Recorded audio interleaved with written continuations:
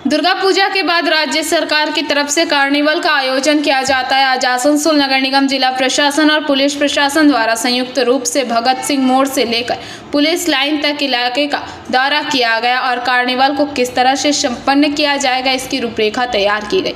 इस बारे में पत्रकारों को जानकारी देते हुए आसनसोल नगर निगम के डिप्टी मेयर अभिजीत घटक ने बताया कि आज कार्निवल को लेकर एक दौरा किया गया। यहाँ पर जिला प्रशासन, पुलिस तथा आसनसोल नगर निगम के वरिष्ठ अधिकारी उपस्थित थे। আমাদের দুর্গাপূজা কার্নিভাল যেটা আসানসোলে আমরা গত কয়েক বছর ধরে হচ্ছে, এবছরও কার্নিভাল হতে চলেছে। তাই সেই কার্নিভালের ব্যবস্থাপনা দেখার জন্য আজকে একটা যৌথ ইন্সপেকশন হচ্ছে। এখানে পুলিশ প্রশাসন থেকে শুরু করে অ্যাডমিনিস্ট্রেশন রয়েছে এবং আমাদের কর্পোরেশনের সকলে রয়েছে, যাতে সুষ্ঠুভাবে এই কার্নিভালটা করা যায় এবং যাতে আসানসোলের মানুষ এখানে যেভাবে উৎসাহিতভাবে তারা এখানে উপস্থিত থাকেন তাদেরকে দেখার সুযোগ করে দেওয়া।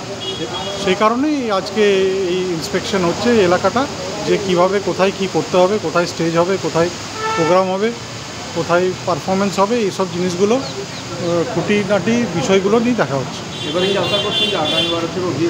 অবশ্যই, কারণ আমরা দেখেছিলাম প্রথমবারের থেকে দ্বিতীয়বারে বেশি ভিড় হয়েছিল, তো তার থেকে আশা করছি যে এবছর আরও বেশি ভিড় হবে।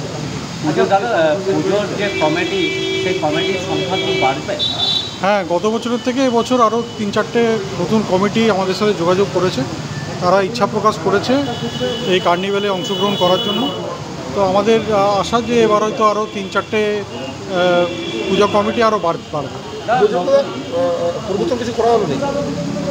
পরিবর্তন বলতে যেটা তো আমাদের এখানে গতবার হয়েছিল অনেকটা সেইভাবেই হবে এবং পুজো কমিটিগুলোকে আমরা অলরেডি আবেদন করে দিয়েছি তারা কিভাবে কি করবে। বিশেষ করে গতবার আমাদের একটু বেশি সময় নিয়ে হয়েছিল, আমরা চেষ্টা করছি যাতে বেশি রাত না হয়ে যায় এবং যে সময়টা তাদেরকে ধার্য করা হবে সেই সময়ের মধ্যেই তারা যাতে তাদের পারফরমেন্সগুলো করতে পারে এবং তাদের যে প্রদর্শন সেই প্রদর্শনটা তারা মানুষের সামনে তুলে ধরতে পারে। সেগুলো এখন সিদ্ধান্ত হয়নি, আগামী দিনে হয়তো সিদ্ধান্ত হবে।